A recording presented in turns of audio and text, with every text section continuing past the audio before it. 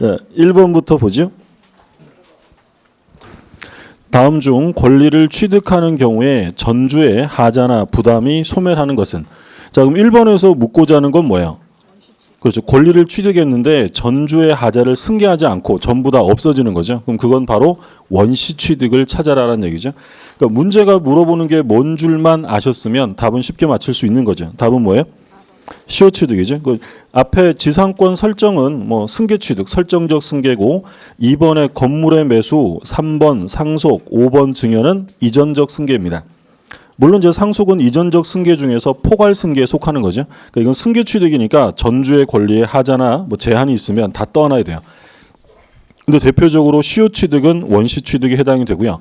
또 어떤 게 원시 취득이었냐면 뭐 제일 쉬운 건 뭐예요? 건물의 신축. 건물을 신축하는 거 원시 취득이고 첨부 있었죠. 첨부. 첨부는 뭐가 첨부예요? 부합, 혼화, 가공. 이걸 합쳐서 우리가 첨부라고 불렀는데 이런 것들도 원시 취득에 속합니다. 그래서 A 물건과 B 물건이 결합이 되어 하나가 되었다라고 하면 소유권을 취득하는 모습은 승계 취득이 아니라 원시 취득이 되죠. 그럼 만약에 지문에 매매로 인한 매매 대금의 취득, 매매 대금 채권의 취득, 원시 취득이에요, 승계 취득이에요? 매매 계약으로 인한 매매 대금 채권의 취득. 이 매매 대금을 누구한테 이전받은 거예요? 얘가 처음 취득하는 거예요. 처음 이것도 원시 취득이에요. 이런 게 이제 원시 취득뿐만 아니라 어떤 계약을 해서 그 계약으로 인한 채권을 취득했다는 것은 다른 사람에게 이전받은 게 아니라 처음 취득하는 거죠. 이런 것들을 원시 취득이다라고 부르죠. 자, 1번은 뭐 간단한 내용이었고, 자, 2번 보세요. 법률행위에 관한 다음 설명 중 틀린 것입니다. 1번. 하나의 의사표시만으로 법률 효과가 발생하는 경우도 있다. 그런 경우도 있죠. 그게 뭐예요? 단독행위, 그죠? 예. 답은 맞췄는데, 예, 지문의 내용. 그러니까 우리가 이제 법률 사실이 모여서 뭐가 된다고 했냐면 법률 요건이 되죠.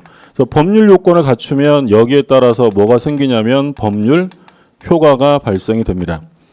그러면 계약 같은 법률 요건, 계약이라는 법률 요건은 법률 사실이 몇 가지가 들어가요? 두 가지죠. 청약하고 승낙. 청약과 승낙이라는 법률 사실이 결합되어 계약을 이룹니다. 그러니까 계약은 당연히 의사표시가 몇 개가 들어가 있냐면 두 개가 들어가 있죠. 그럼 단독행위는요? 단독행위라는 것은 법률 요건, 얘도 역시 법률 행위니까 법률 요건인데 얘는 법률 사실이 몇 개예요? 하나죠. 단 한 가지의 사실이 바로 요건이 될 수도 있다. 그럼 만약에 지문에서 단독행위는 법률 사실과 법률 요건이 동일하다라고 하면 OX예요. 단독행위는 법률 사실과 법률 요건이 동일하다라고 하면 맞는 거예요. 맞는 거죠. 그럼 만약에 계약은 법률 사실과 법률 요건이 동일하다라고 하면 틀리는 거죠. 계약은 법률 요건이고 법률 사실은 계약이에요. 청약과 승낙이에요. 청약과 승낙이니까 계약은 법률 사실과 요건이 똑같은 것이 아니에요. 근데 예를 들어서 어떤 사람이 계약을 취소합니다. 자, 취소라는 건 단독행위죠. 그러면 이 취소라는 법률 요건을 구성하는 요소가 바로 뭐야? 취소죠, 취소. 단독행위는 법률 사실이 바로 뭐가 된다고요? 법률 요건. 그럼 단독행위는 법률 사실과 요건이 같아야 달라요? 똑같은 거예요. 그 의사표시 자체가 바로 법률 행위니까. 근데 계약이라는 것은 하나가 아니라 둘이 결합이 돼야 되니까 법률 사실과 요건이 일치되지는 않습니다. 무슨 말인지 아시겠죠? 1번 다시 보세요. 하나의 의사표시만으로 법률 효과가 발생하는 경우도 있다. 이게 바로 뭐라고요? 단독행위, 단독행위. 그럼 계약은 하나의 의사표시가 아니라 청약과 승낙이라는 두 개의 의사표시가 되겠죠. 자, 2번. 준법률행위는 의사표시를 요소로 하지 않으나 성질이 허용되는 한도에서 법률 행위에 관한 규정이 유추 적용된다. 2번 맞죠? 그러니까 준법률행위는 대표적으로 뭐가 있었냐면 의사의 통지, 관념의 통지 이런 거 있었죠. 이건 아침에 보셔서 기억 다 나실 텐데 법률 행위하고 준법률행위하고 구별이 되는데 자, 법률행위라는 것은 무엇에 의해서 효과가 생긴다고 했냐면 의사 표시, 원하는 대로 효과가 생겨요. 근데 준법률행위는 법률 행위와 달리 의사 표시에 의해서 생기는 게 아니라 뭘로 생기냐면 법률 규정에 의해서 효과가 발생이 되죠. 그러면 준법률행위라는 것은 어떤 게 있었냐면 표현행위와 뭐가 있었어요? 사실행위가 있었죠. 표현행위는 크게 의사의 통지, 관념의 통지, 감정의 표시 이런 게 있었죠.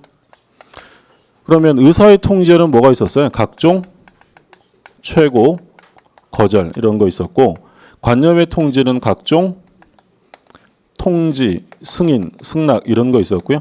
감정의 표시에는 용서 이런 게 있었죠. 그래서 이건 좀 기억을 해두셔야 한다고 했죠. 가끔 이제 물론 시험에 잘 나오진 않아요. 드물게 나오는데 우리 시험에 한번 뭐라고 나왔냐면 무권 대리인 상대방의 최고는 관념의 통지에 해당한다 이렇게 한번 나왔어요. OX예요. 틀렸죠. 최고란 말이 들어가면 관념의 통지가 아니라 의사의 통지예요. 관념의 통지라는 것은 끝에 무슨 말이 들어가냐면 통지. 그래서 우리가 외울 때 머리 글자 따서 뭐 의최고, 관통승 뭐 이런 거 했잖아요. 최고의 의사가 거절했다. 뭐 전쟁터에 나가서 관통상을 입었다. 뭐 이런 거 했는데, 그러니까 요건 지금 준법률행위예요. 그러면 이 최고라는 것의 효력은 당사자가 원해서 생기는 거예요. 법률 규정 때문에 생기는 거예요. 법률 규정. 그게 바로 준법률행위예요. 근데 법률행위라는 건 무엇 때문에 생기는 거냐면 의사표시, 원했기 때문에 효과가 생긴다. 예를 들어서 사기를 당한 사람이 취소했어요. 취소. 그럼 취소의 효과가 발생이 되겠죠. 그럼 이때 취소의 효과가 발생되는 것은 자기 의사와 상관없이 법률 규정 때문이에요. 자기가 원했기 때문이에요. 원했기 때문에 효과가 생겨요. 그게 바로 법률 행위.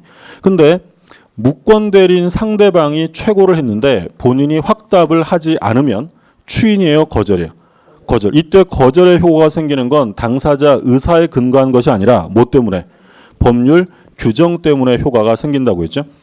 그래서 준법률행위는 법률행위가 아닌데 우리 통설은 뭐라고 하냐면 요 준법률행위에서 의사의 통지와 관념의 통지는 의사표시에 관한 규정을 유추 적용한다라고 합니다. 그러니까 얘들도 의사표시와 매우 유사하기 때문이에요. 그러면 의사표시에 관한 규정을 유추 적용하면 의사의 통지와 관념의 통지에 뭐가 적용된다고 했어요? 대리가 적용되죠. 대리라는 건 원칙적으로 뭘 대리하는 거예요? 법률행위, 의사표시를 대리하는 거죠. 그러면 이런 사실행위 같은 건 의사표시가 아니기 때문에 대리가 적용될 수 없어요. 근데 이 의사의 통지와 관념의 통지는 의사표시에 관한 규정을 유추 적용하니까 의사표시를 대리할 수 있는 것처럼 얘네들도 뭐 할 수 있다고요? 대리할 수 있다라는 거예요. 그래서 준법률행위는 대리가 적용돼야 안 돼요? 적용된다. 우리 대리 들어가면 제일 기초적으로 공부한 게 대리가 적용되는 거. 뭐가 적용돼요? 대리는. 법률행위. 법률행위인데 모든 법률행위가 아니라 재산상의 행위죠. 신분행위는 법률행위지만 대리가 적용되지 않아요. 그리고 또 뭐가 적용된다고 했냐면 바로 준법률행위. 의사통지와 관념의 통지는 의사표시는 아니지만 이에 준하여 인정이 된다. 그럼 적용 안 되는 건 뭐였어요? 신분행위, 불법행위, 사실행위 이런 것들은 적용되지 않죠. 그리고 의사표시에 관한 규정이 유추 적용되니까 도달주의도 적용된다라고 했죠. 그러니까 의사표시는 언제 효력이 발생이 돼요? 의사표시가 도달되면. 그러니까 이것들도 도달되면 효과가 생깁니다. 도달주의를 적용한다. 그 얘기고, 그래서 의사의 통지와 관념의 통지는 의사표시에 관한 규정을 유추 적용합니다. 맞는 질문이고 3번. 대리권 수여 행위는 위임장을 작성 교부하지 않더라도 성립하는 불요식 행위이다. 3번. 맞죠. 불요식 행위고, 그러니까 방식을 요구하면 요식 행위, 필요 없으면 불요식이죠. 4번. 법률행위가 효력 요건을 갖추지 않으면 당사자가 의도한 법률 효과가 발생하지 않는다. 뭐 효력 요건을 갖춰야 효력이 생기는 거죠. 당연한 얘기고. 5번. 사기 강박에 의하여 계약을 하였다면 법률행위가 성립하지 않는다. 5번은 틀렸죠. 정답은 5번. 자, 사기 강박으로 계약을 했다면 이 법률행위는 뭐 할 수 있어요? 취소할 수 있죠. 그럼 취소할 수 있다는 건 성립되기 전이에요? 성립은 된 거예요? 당연히 성립은 됐어요. 그래서 무효, 취소 이런 말을 쓰는 건 최소한 성립된 이후의 문제입니다. 그래서 틀린 지문은 5번이 정답이 되겠고요. 그 다음에 3번. 다음 중 원칙적으로 유효한 법률행위가 아닌 것입니다. 정답률 40%. 1번. 갑과 을이 X가옥의 매매계약을 체결하였으나 그 전날 밤에 가옥이 이미 불타버린 경우.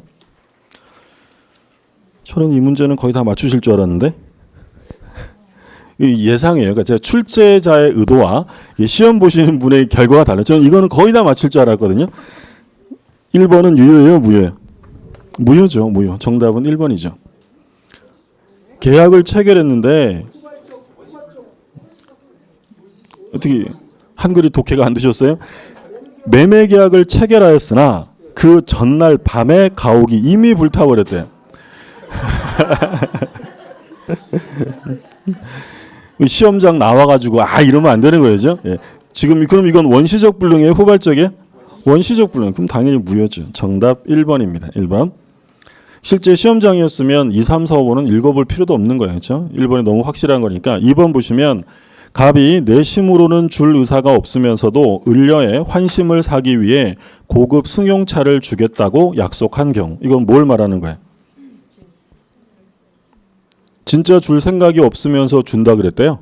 비진이 표시죠. 그럼 비진이 표시면 원칙은 유효예요, 무효예요? 원칙은 유효. 3번. 갑이 을로부터 10만 원짜리 도자기를 진품 고려청자로 속아 1,000만 원에 산 경우. 이건 뭐죠? 여기서 중요한 말이 뭐예요? 속아. 사기당했다는 거예요. 그럼 이건 사기한 의사표시니까 뭐 할 수 있는 거예요? 취소할 수 있죠. 그럼 취소할 수 있는 법률행위는 원칙적으로 유효예요, 무효예요? 원칙은 유효한 거예요. 4번. 갑이 채무자가 을인 줄 알고 근저당권자로 서명 날인하였으나 실제 채무자가 병으로 되어 근저당권 설정 등기가 경료된 경우. 이건 결국 뭘 말하죠? 채무자가 을인 줄 알았는데 나중에 봤더니 채무자가 병이었대요. 그러면 이건 보증인이 채무자가 누군지를 착오한 거죠. 중요 부분이 아니에요. 중요하죠. 그럼 취소할 수 있습니다. 그럼 취소할 수 있다는 건 원칙적으로 효력은 유효하다라는 얘기죠. 5번. 갑 18살 부모 동의를 얻지 않고 자신이 살 집에 대해 을과 전세 계약을 체결한 경우. 그럼 이건 제한 능력자 미성년자 계약이니까 뭐 할 수 있는 거예요?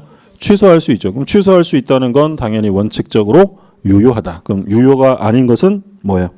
1번. 원시적 불능 1번이었습니다. 자, 4번 보죠. 갑과 을이 체결한 다음 A 토지 매매 계약 중 사법상 유효한 것입니다. 1번. 갑이 을에게 빌린 도박 자금을 자신의 A 토지로 대신 갚기 위해 체결한 대물 변제 계약. 유효해 무효? 자, 도박 자금 변제 계약이죠. 그럼 이건 사회질서 위반이니까 당연히 무효가 되죠. 무효고. 2번.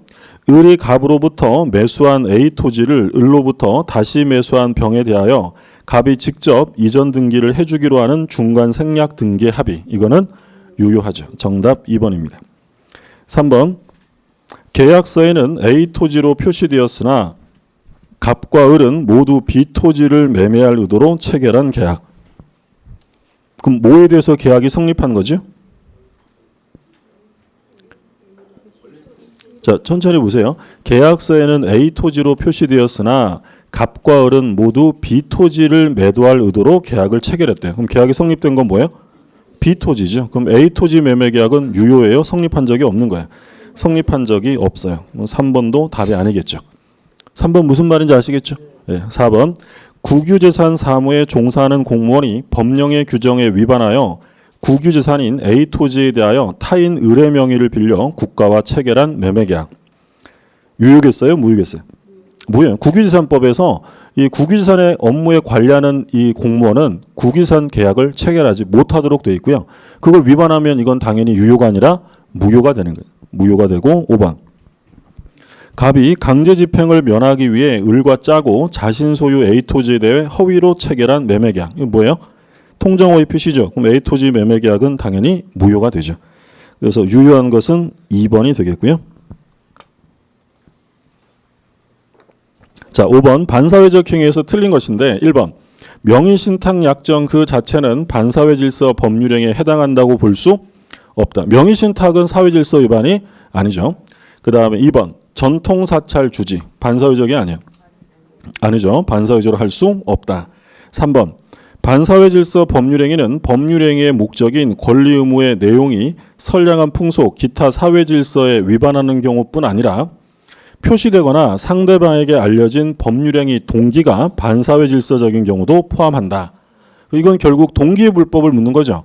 그럼 동기가 불법이면 원칙적으로 계약은 유효해요, 무효해요? 원칙은 유효해요. 근데 언제 무효가 된다고 했어요? 불법 동기가 표시되거나 알려지면 그때는 무효가 되죠. 그래서 셋째 줄 마지막에 표시되거나 상대방에게 알려진 법률행위 동기가 반사회적이다. 이때도 역시 무효가 된다. 맞는 지문이고요. 4번 반사회적 행위에 의하여 조성된 재산을 소극적으로 은닉하기 위해 임치한 행위. 자, 임치계약은 반사회적 행위 아니야. 아니다라고 했죠. 보관계약 자체가 반사회적은 아니다라고 했고 5번 부정행위를 용서받는 대가로 어떤 판례인지 아시겠죠? 반사회적이 아니야. 반사회적으로 볼 수 없다라고 했죠. 근데 5번은 뭐라고 했어요? 반사회적 행위에 해당한다라고 했죠. 정답은 5번. 그러니까 이 판례들은 기본적으로 딱 키워드 보시면 바로 정답을 찾으셔야 돼요.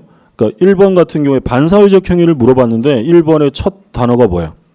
명의신탁. 그럼 끝에만 봐야죠. 반사회적 행위가 아닙니다. 볼 수 없고 2번은 뭐예요? 전통사찰 주지 나오죠. 그럼 이 주지임명 행위를 말하는 판례잖아요. 그럼 주지임명 행위는 반사회적이 아니에요? 아니죠. 그럼 그 마지막을 확인하고 그 3번도 마찬가지예요. 3번은 앞에 기본적인 내용을 서술하고 이제 동기의 불법이니까 표시되거나 알려지면 무효가 되고요. 4번의 경우에도 핵심어가 뭐예요? 임치행위. 임치계약 자체가 반사회적은 아닙니다. 그 다음에 5번은 부정행위를 용서받는 대가. 이 말 나오면 반사회적 행위로 볼 수 없다. 그래서 우리가 반사회적 행위가 아닌 것으로 꼭 기억을 해 두셔야 되는 게 제일 시험에 많이 나왔던 게 이거예요. 각종 시험을 통틀어서 제일 많이 물어봤던 판례가 강제 집행을 면할 목적으로 어쩌고 저쩌고 뭐 허위에 근저당을 설정했다 이런 말 나오든지 아니면 강제 집행을 면하려고 명의를 신탁했다 이런 말 나오면 이건 반사회적 행위가 아닙니다. 가장 흔하게 나왔던 거고 또 뭐 있었냐면 법률행위 성립 과정에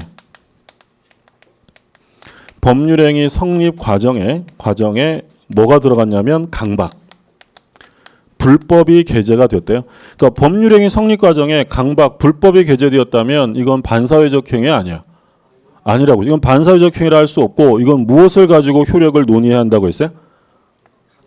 강박에 의한 의사표시. 강박에 의한 의사표시는 어디에 규정되어 있냐면 민법 제 110조에 규정되어 있죠.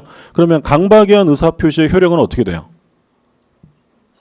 취소할 수 있죠. 근데 언제나 취소가 아니라 강박이 무효가 되는 경우도 있었어요. 어떤 경우엔 강박이 무효가 돼요?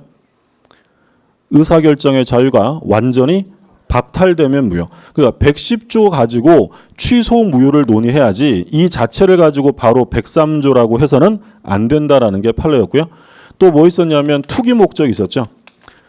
투기하려고 뭐 했다든지 또는 조세 회피, 세금 안 내려고 세금 적게 내려고 뭐 했다. 이런 말 나오면 이건 전부 다 반사회적 행위로 볼 수 없다라는 게 판례예요. 이건 가장 기본적인 판례들이니까 꼭 기억해 두셔야 되고요. 정답은 5번이고. 자, 6번을 보시죠. 갑과 을 사이에 갑소유 토지를 을에게 이전하는 매매 계약이 체결된 후 갑이 이러한 사정을 잘 아는 병에게 이를 다시 매도하고 이전 등기까지 마친 경우 다음 중 옳은 것입니다. 자, 뭐에 관한 문제예요? 이중매매죠. 갑이 을하고 매매 계약을 하고 갑이 병이라는 사람에게 이중으로 매매를 하고 등기를 넘겼답니다. 근데 이 병은 제1매매 계약이 있다는 사실을 뭐라고 돼 있어요? 알고 돼 있죠. 자, 다시 보세요. 갑과 을 사이에 갑소유 토지를 을에게 이전하는 매매 계약이 체결된 후 갑이 이러한 사정을 잘 아는 병에게 이를 다시 매도하고 이전 등기까지 마친 경우 이게 지금 주어진 사례예요. 을하고 매매 계약하고 잘 알고 있는 병과 이중 매매를 하고 등기를 병에게 넘겨주었다. 누가 소유자야? 병이죠. 이중매매는 유효하잖아요. 1번 보세요. 부동산 물권 변동은 매매 합의뿐만 아니라 이전 등기까지 필요하므로 병만이 소유권을 취득한다. OX요? 맞죠. 정답 바로 1번이에요. 제일 쉬운 지문이었으나 어려웠어요? 그러니까 배운 대로 이게 푸셔야 돼요. 매매 계약을 했어도 얘가 선악불문하고 소유권을 취득한다라고 했죠. 그러면 무효가 되는 건 언제 무효가 돼요? 병이 갑의 배신적 행위에 뭘 해야 한다고 했냐면 적극 가담을 해요. 적극 가담하면 이제 반사회적 행위로 무효가 되고요. 그럼 가담을 했다면 을이 병의 등기에 말소를 구할 수 있죠. 직접 말소예요? 대의 말소예요? 대의 말소 해야 한다. 대의 말소에 직접은 안 되고, 그러면 이 을이라는 사람이 이 이중 매매가 자기의 등기 청구권, 얘는 등기 청구권이라는 채권이 있는 사람이니까 자기의 등기 청구권을 침해했다고 해서 채권자 취소권을 행사할 수 있어요, 없어요? 할 수 없다고 했고요. 자, 그리고 악의 병이 적극 가담한 병이 정한테 팔았는데 이 정은 이게 적극 가담된 걸 모르고 샀답니다. 자, 얘 소유권 취득할 수 있어요, 없어요? 없죠. 절대적 무효, 절대적 무효. 그건 물어보는 거지. 2번 보세요. 병이 갑의 제2매매 행위에 적극 가담하였다 하더라도 자유경쟁의 원칙상 갑과 병의 매매계약은 유효하다. OX요? 적극 가담했잖아요. 그럼 반사회적 무효입니다. 3번 병이 갑과 을 사이에 매매 사실에 대하여 악의인 이상 갑과 한 매매계약의 합의는 반사회적 행위로 무효이다. OX요? 한 장 넘기시느라고 또 까먹었죠? 네, 다시 보세요. 3번에 병이 갑과 을 사이의 매매계약에 적극 가담했어요? 그냥 악이에요. 그냥 악이에요. 그럼 악이면 반사회적 무효예요? 유효해요? 유효하다는 거예요. 유효하다. 무효이다. 틀렸습니다. 4번 을은 갑과 병의 이중매매에 대하여 채권자 취소권을 행사할 수 있다. 할 수 없고요. 5번 갑과 병의 매매계약이 반사회적 행위로 무효이더라도 병으로부터 다시 부동산을 선의로 과실 없이 양수한 정은 송의 소유권 취득은 유효이다. 틀렸죠? 절대적 무효니까 소유권 취득할 수 없습니다. 옳은 지문은 뭐밖에 없냐면 1번만 옳은 지문이 되고요.